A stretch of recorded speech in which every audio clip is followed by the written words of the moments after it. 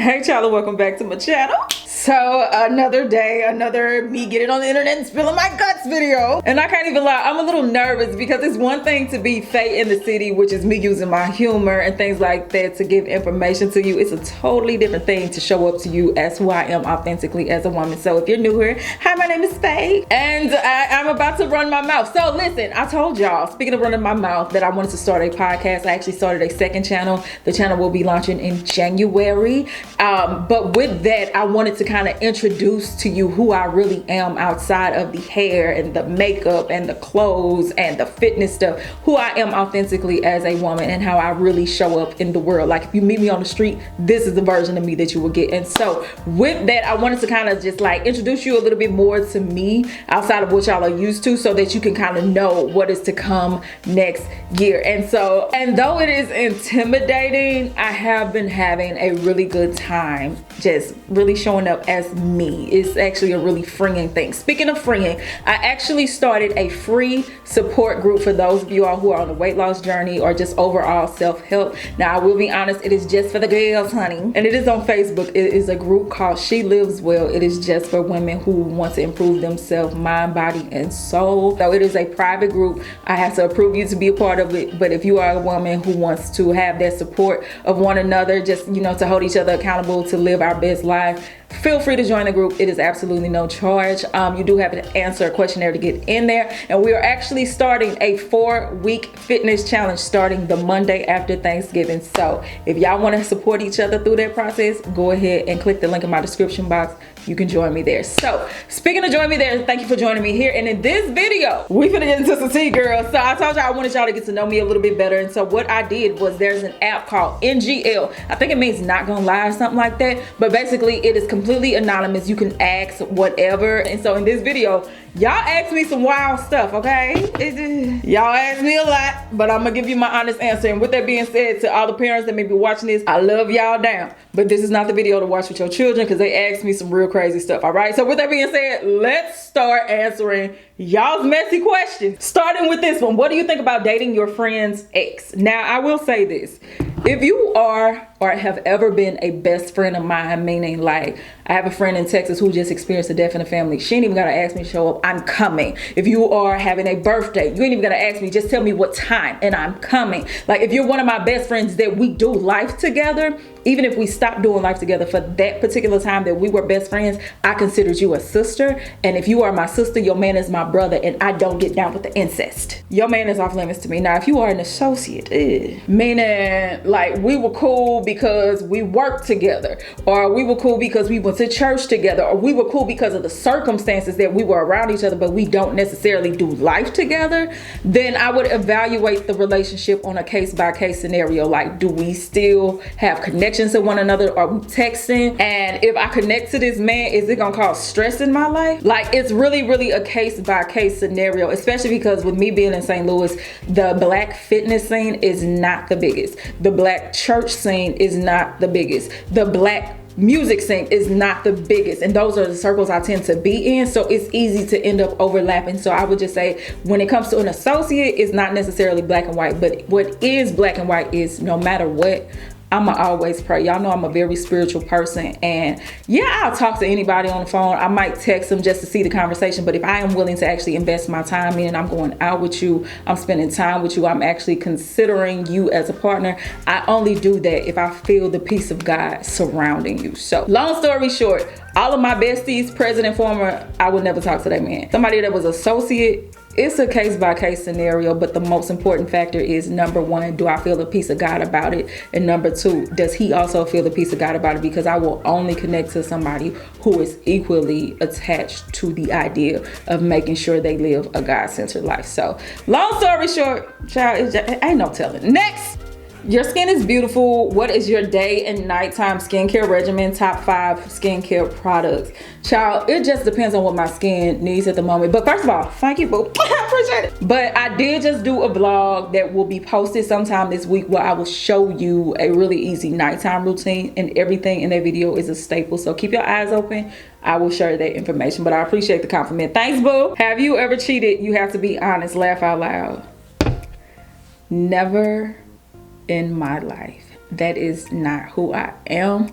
Y'all know I grew up in church, and I ain't one of them people that was 1 foot in, 1 foot out. I really was all the way in. And so my conscience is, if my conscience is not clean, I am not at peace, and peace is of value to me. So nah, I've never cheated, not even in my mind. I've always stayed faithful in every single relationship. Now check that. Next. Oh no, you didn't. Okay, so the backstory. Y'all, like I said, I grew up in church. Now, don't get me wrong, I still definitely have a relationship with God, but I'm not as religious as what I used to be. But they are referencing when I was super religious. I was a part of an organization called the PAW, aka the Pentecostal Assemblies of the World. That is how I grew up. So with that in mind, they said, does the PAW agree with divorce and remarriage? Matthew 5 and Mark 10. If not, how do you plan to navigate that? Number one, while I grew up in the PAW, I am no longer a member of the PAW, so I cannot speak for the PAW and what they believe. You can Google their website and you can look up their doctrine yourself. But if you're asking me what my personal beliefs are, I personally am a Christian who believes in the Bible. I read the Bible, I study the Bible, and I apply the word of God to my life. But I am not legalistic and dogmatic as I'm reading and interpreting. So with that being said, if you're asking me if I plan to remarry, the answer is 100% yes. I have no problem telling you it will not take me long before God allows that to happen for me. Take that for what you will. Next, going on a date soon, hella nervous.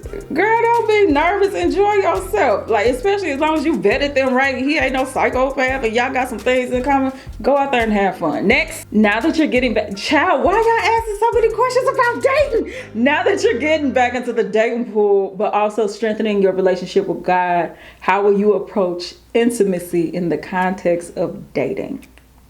Girl, you asked me about the sex.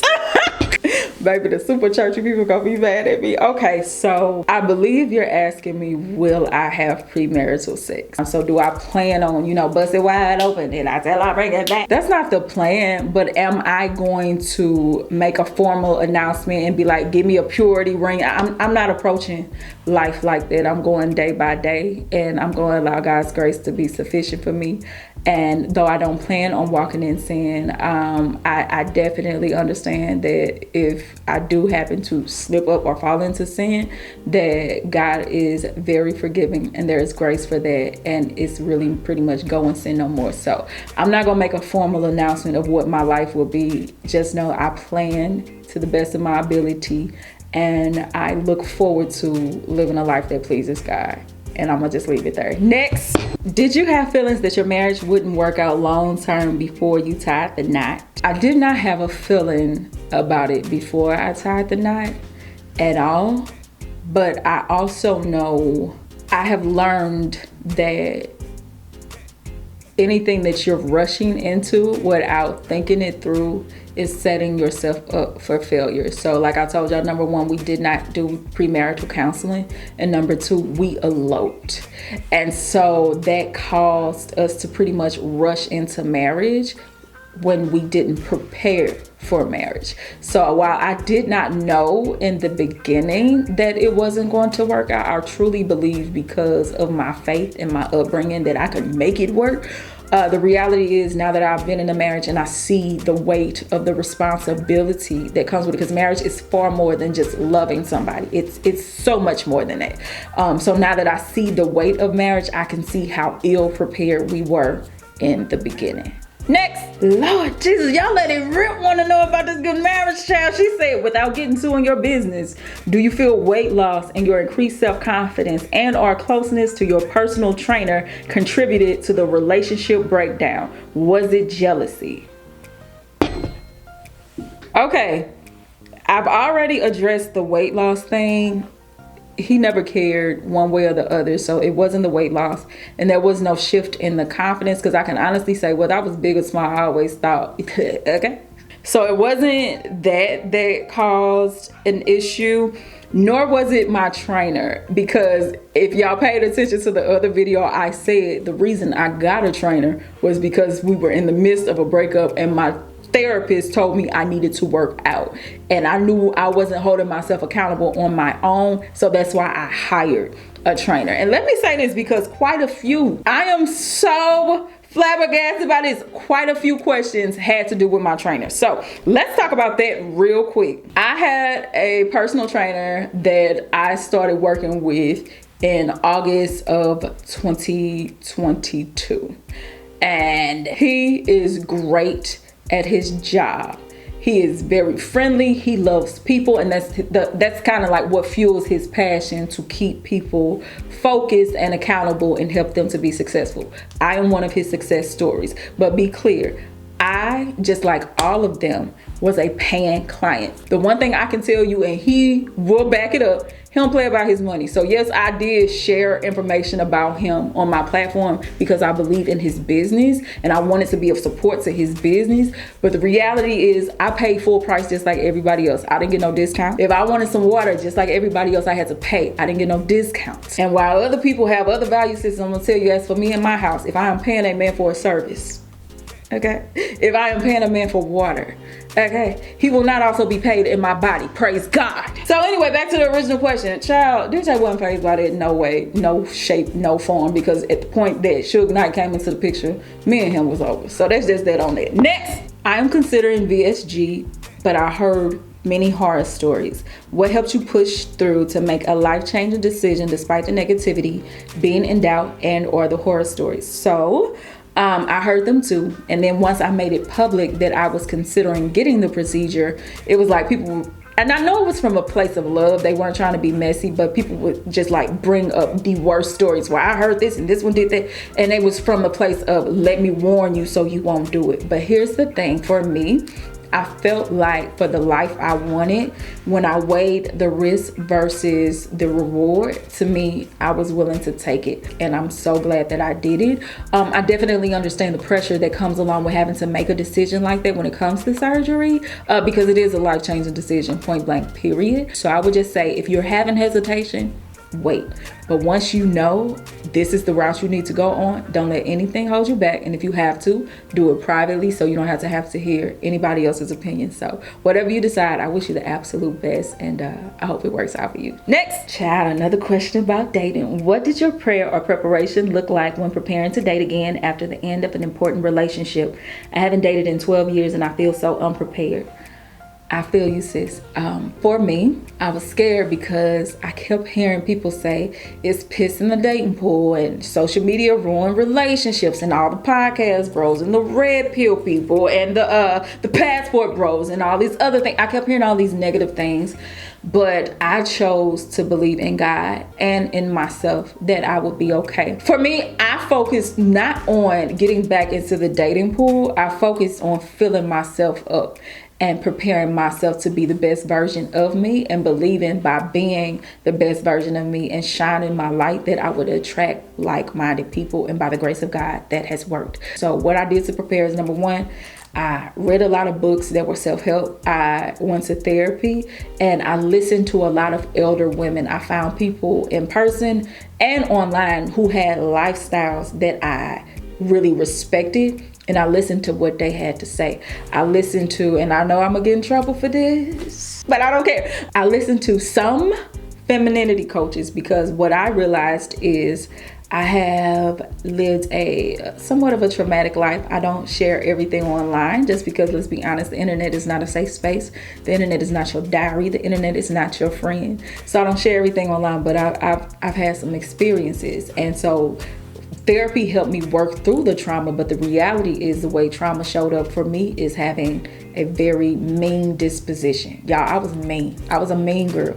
And I didn't like that. I ain't like who I was. And so I listened to some femininity coaches. I ain't even gonna get into all of them because, you know, listen, whatever. But I listened to some people who helped me to turn down some of that anger. Like I still got a little sassy side, but it helped me to soften up and not approach the world, number one, from the mindset of a victim, and number two, not from a place of fear, like something negative is gonna happen to me. So then once I released fear and negativity and trauma and all of that, once I started dating, I approached the world from a light and a fun perspective. Like I just look at the world as if it is a big opportunity for me. And so with that mindset, I've had a great great experience with dating. So I would just say, if you're dealing with any fear, find a way to let that go. Build up on who you are as a woman, and then once you do start dating, just go into it intentionally. Make sure you're vetting people properly, and most importantly, just have a good time. Okay, don't put no pressure on yourself, don't put pressure on others, just have you a good time. Next, I told my boyfriend that we should do couples counseling to learn how to communicate with each other better, and he laughed and said, "You need therapy, not me." I am in therapy to deal with the passing of my dad, and he knows this. Am I wrong for feeling hurt and disrespected? You are not wrong at all. I don't like that response. Now, of course, I'm hearing things from one side, so he could have a different perspective. But if you are trying to be in a position where you are bettering the relationship for the both of you all by recommending couples counseling, and he laughs at the idea and then throws it back up in your face, I ain't even gonna hold you, honey. Y'all unequally yoked on that. You got some decisions to make. If you trying to go to counseling already to hold y'all together as boyfriend and girlfriend, I don't say that to say that a non-married couple shouldn't go to therapy, and that if you need to, it's a red flag. But at the same time, baby, this is a red flag, all right? I need you to prepare yourself to make some decisions soon, because you're already in therapy for you, which is bettering you. But if he ain't on board for the bettering, then I need you to get him off board real soon and get you somebody who is mature enough to go ahead and do the better. And I'm sorry that he threw that up in your face. But yeah, that was definitely hurtful and disrespectful, and you are valid in your feelings, okay? I just want you to know you're valid, and he's wild for that. I don't like that, baby. I do not, and that's just that on that. Next, hey Faye, I just love your content. Girl, my best friend just told me she is a lesbian now, and she always had a crush on me. Now it's strange. I love her like my sister, but I like I love her like my sister, but I like meat by the pound. I don't like being around her now. How can I still be her best friend? What do I do? Honestly, I'm not laughing at the situation. I'm laughing at your comment. You know the one. I would just say this. For me, open and honest communication clears up a lot of misunderstandings. And if she is your best friend, then she should be able to receive. I wouldn't approach it from a judgmental place or being harsh, because again, if y'all are best friends, y'all should be a safe space for each other. But I definitely would be open and honest about my feelings, and I would have a listening ear to hear what she says back. To me, adult relationships require adult communication. You just got to tell her how you feel. Just make sure that when you do it, you season your words in love, so you're not coming across in a way that makes it uncomfortable and may end the friendship, unless that's what you want to happen. But it sounds to me like you want to remain her friend. So just tell her, like, this is my boundary with you. And it's okay to have boundaries in any relationship. You just have to be, number one, clear and full of love when you communicate it, and number two, stand on your business. And so, yeah, definitely just talk to her and see what happened. But I would just say, don't automatically disqualify her as a friend, because the fact that she even came to you with that lets you know that she trusts you with her heart, and that she trusts you with her truth. So I would honor her and say, like, this is what I would say. First of all, concerning the comment that you made or whatever, I thank you for being open and honest with me, and I appreciate our friendship for what it has been this entire time. Like, you literally mean the world to me. But I do want to let you know, to be honest, it made me a little uncomfortable, just because in our friendship, I want us to remain friends, and I don't want you to look at me like that, because I'm not looking at you as, you know, someone to be in a potential relationship with. I want us to remain close and friends. So I'm gonna ask you in the future, can you not make comments like that? Because I just want to make sure we both feel comfortable and free in the friendship. And then after you say that, just stop and listen to see what she has to say. But most importantly, no matter what, season your words with love. So much can be said about how it's not what you say, it's how you say it. So if you coming across like, don't do that. So just make sure you speak your truth, but you speak it in love. And you also are willing to receive and be a safe place as she speaks her truth back to you. And then just based off her response, you'll know what to do. Next, I'm a regular vlog watcher, and I know you don't get too spicy, but how would you tell a partner their performance has been lackluster when making suggestions or requests in the moment hasn't worked? I would say sometimes, well, okay, I'm gonna be honest with you. I ain't never been in this situation, so I'm just kind of related to something else. Okay, so sometimes, like, I do some performance-based things, especially like me being in church and stuff like that. Let me start talking about church when we talk about. Anyway, there are so many things that I've done that it involves some level of performance, and sometimes you get a critique back. I would just say sometimes the timing, okay, the timing of the critique can make a difference. Like you said, in the moment hasn't worked. Have you tried outside of the moment? You know, listen, maybe be at home, have you a little candlelight dinner, and before y'all get active, maybe not even right before because you don't want it on their mind right before, but find a good time throughout the day.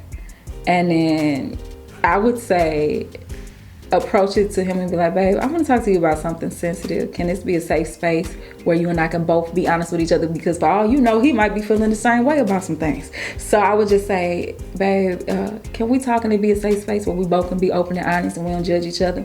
And once we're done with the conversation in this moment, we never bring it back up. Basically set the stage so he knows something is coming, but his guard is down, right? And then in the moment be like, listen, I've been thinking about our intimate life and I want to spice things up a bit. Okay, you don't want to approach it like you telling me whack. Just tell him, you know, we finna level up and be like, listen, I want to spice things up a bit and I want to try some new things. I need you to come up with some ideas on what you want to try in advance, okay? And then just tell him, and it's like, it's not that our current love life is bad, because then again, you don't want to make him self-conscious. Be like, I'm not saying that our current love life is bad, but I think that we can improve and do some tweaking, you know. So I was thinking, I want to try some new things, and then be open to receive it. He turn around and be like, hey, I want to try something too. Basically, you want to set a stage that makes him feel safe and confident. You want to make sure that you're not being harsh in your critique. You want to make sure your delivery is sweet, because that's a very sensitive subject. And number 4, deliver it in a way that you're not saying you whack, but you are saying we need to elevate. So find a way to say it wisely, and I wish you the best. But don't do it right in the moment, because it might throw him off mentally and make it even worse. Next. Okay, she said, I'm so tired of being fat. I love me, but I don't love the best. Woo, girl, you said something with that one. It's disheartening because I used to be a fitness professional. I really want surgery, but don't want the aftermath of surgery. So I need to get my health habits together. I'm raising 2 under 2 on my own, and I'm just exhausted. I feel you. I feel you completely, and your feelings are valid, especially if you know that you're not living up to your greatest self. Especially, and I kind of picked that up because you said you used to be a fitness professional, and now you're dealing with that aftermath and being tired of what's currently going on. So I would just say, number 1, give yourself grace, because 2 under 2 ain't nothing to play with. All right, I got 1 under 2, and my God from Zion, I couldn't imagine 2. Jeez. And know that it's completely okay to feel exhausted. That's a lot to deal with. But I would just definitely say, before you make a big decision, and with you being a health professional in the past, you already know even small steps can make a difference. So I would just say, start now before you decide whether you want to have surgery or not, whether you want to do shots or not, whatever. Just start now. Little bitty things. Just choose yourself. At least one, start here. 1 meal a day, make it completely healthy. And then the other ones, you know, do the best you can. But then as time goes on, increase it. And slowly start changing your diet. And instead of jumping off the deep end, getting a trainer, doing a walk a day. 15 minutes of walking. And then as you feel better, you add more. And so I would just say, don't beat yourself up. Don't jump off the deep end. And remember, small decisions make a big change over time too. Like eventually every penny will add up to $1. So take that feeling of being tired and all of that other stuff, tired of being fat, being exhausted, and all of that, translate it into energy and be like, okay, what small things can I do just to make myself feel better, because I deserve it. So change your mindset around it too. Just start doing things because you know you deserve it, but it's like, you don't like how you feeling right now, do something about it. But at the end of the day, give yourself grace, most importantly, because 2 under 2, baby, you got every right to feel tired. Okay, last question. Hey Faye, how do you let your guard down again when you feel like God has let you down? I stay in prayer, scriptures, going to church, watching services, but when something triggering happens, I fall apart, feeling lost. I've been there too. But the biggest thing that has helped me is a change in perspective and realizing even though bad things happen, God's goodness is still wrapped all up in it. And so that was the biggest thing for me, is I kind of felt like God was like this strong arm, like bully type of situation. In reality, he is love.